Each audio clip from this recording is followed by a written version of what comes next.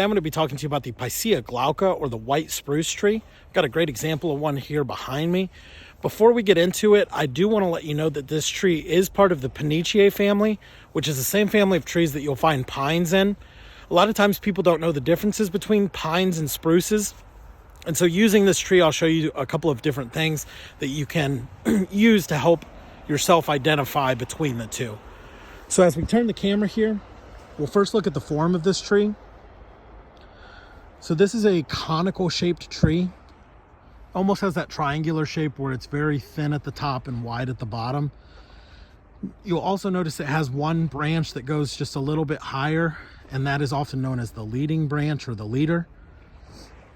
As we move in, I will let you know that this tree typically prefers to be in cooler regions.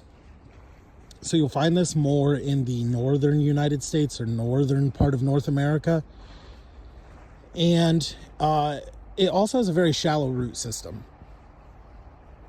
So it doesn't do well in areas with high wind. It will certainly grow in those areas, but a lot of times those trees won't mature because they'll be ripped from the ground before they're able to mature. Along with that shallow root system, these trees also don't do very well in areas with a lot of fires or wildfire.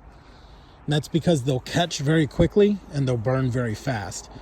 Now, those of you who know about some of the varieties of pines may know that there are several varieties of pines which are fire dependent.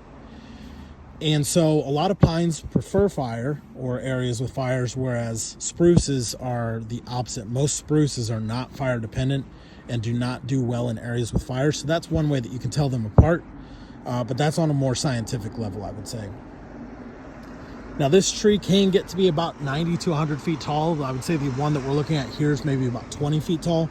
So this tree could get quite a bit larger than it is, and this trunk could get quite a bit wider than it currently sits. But looking at the trunk, we'll look at the coloration. So you've got a light and dark brown mix.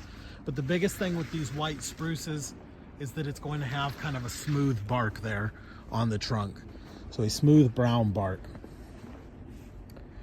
Now, to be honest with you, when it comes to pines and most of the conifer trees, it's really what's on the branches that's going to help you identify them. And what I mean by that is either the needles or the cones. Now, this tree doesn't currently have any cones on it. Those would be present in the late spring, early summer.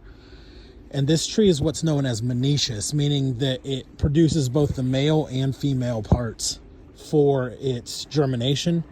And that comes in the form of a flowering for the male aspect. It'll be a reddish kind of brown flower. And that flower will turn yellow as it develops pollen. The female flower is what we know as the cone. And that cone will be a reddish purple color.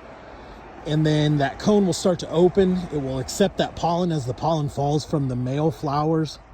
And then it will germinate and develop those seeds over the next several months, and then eventually those seeds will drop, and that's how this tree will reproduce. And again, that's what's known as a monoecious tree when it develops both the male and the female aspects. Now, looking at the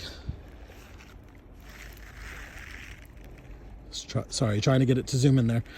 Looking at the needles on this tree, the biggest giveaway when you're looking at the difference between a pine tree and a spruce tree is that spruce trees will have these individual needles. So every needle connects individually to the branch there, whereas pine trees will usually go in some sort of grouping. A lot of times they'll go in pairs, but every single one of these goes in individually. The other thing you'll notice is they each have their own little kind of post, a little wooden post they connect to there. And that's pretty characteristic of these white spruces as well. So that is the quickest way you can tell a pine from a spruce, is that pines will have groupings of needles, spruces will have individual needles.